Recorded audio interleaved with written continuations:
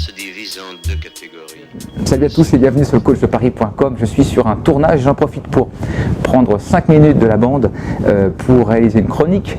La thématique aujourd'hui, l'art de reformuler en son avantage, on va dire. Vous savez que le mot est une composante et matière importante dans notre pays. Et il peut facilement être un outil d'influence et de séduction, quel que soit le domaine professionnel, relations amicales, familiales, mais aussi envers les femmes.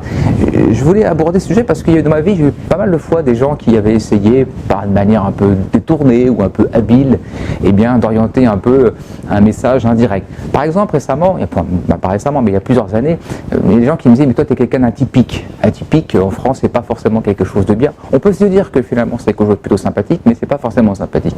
Par exemple, le mot atypique renvoie souvent le côté un peu étrange, un peu bizarre, voire même à la fin, on peut même se dire finalement infréquentable ou dangereux. Vous voyez, donc il faut savoir reformuler. Je vais dire un jour, non, je ne suis pas quelqu'un d'atypique. Je suis quelqu'un de plutôt de singulier.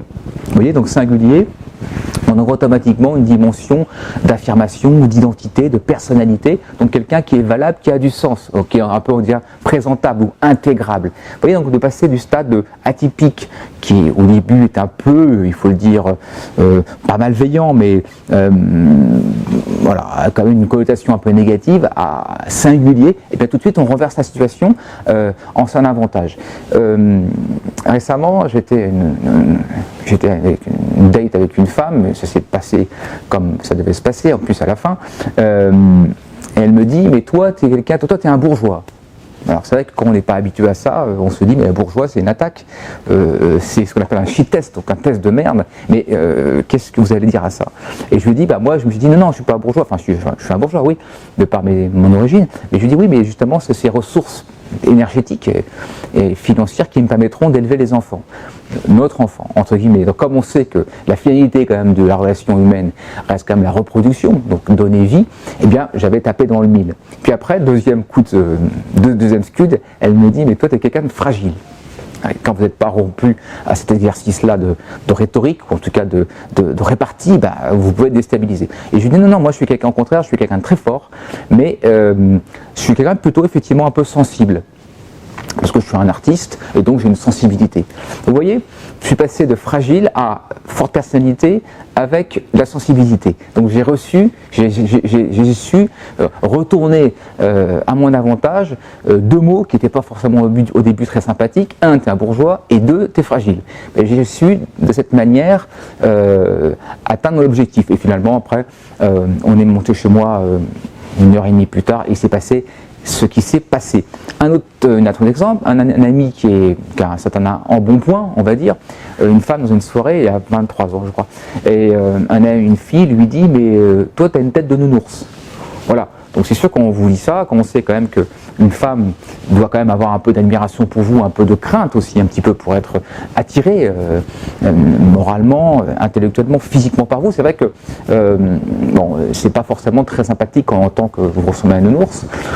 Alors, il n'a pas su quoi répondre parce qu'il était il n'est pas encore assez rompu à cet exercice-là, mais je lui dis par exemple, tu aurais pu dire, ah oui effectivement, les femmes, quand je suis au lit avec elles, elles disent souvent que je suis un nounours.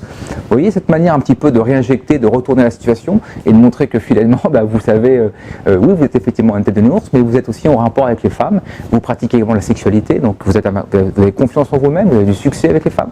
Voilà, donc je lui dis, voilà, tu aurais pu, en toute politesse, sans être vulgaire, retourner la situation en ton avantage en sortant une phrase de ce genre-là, par exemple, oui, effectivement, avec les femmes...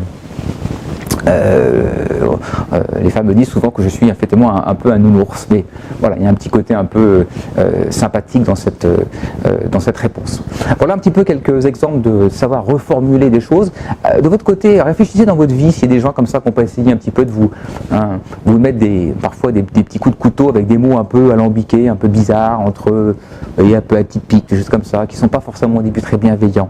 Donc faites attention à quand on vous parle, faites-vous respecter, et quand vous sentez qu'il y a un mot un peu valise, un peu louche ou un peu bizarre, apprenez à reformuler pour reprendre à votre avantage. Faites attention à ces mots un peu étrange ou un peu sinueux, hein, et apprenez à toujours avoir cette répartie, hein, qui fait votre force et votre personnalité. Voilà, c'était quelques mots sur l'art de reformuler des phrases ou des mots à son avantage et à utiliser dans toutes circonstances de la vie. Voilà, merci à tous de votre fidélité et salut.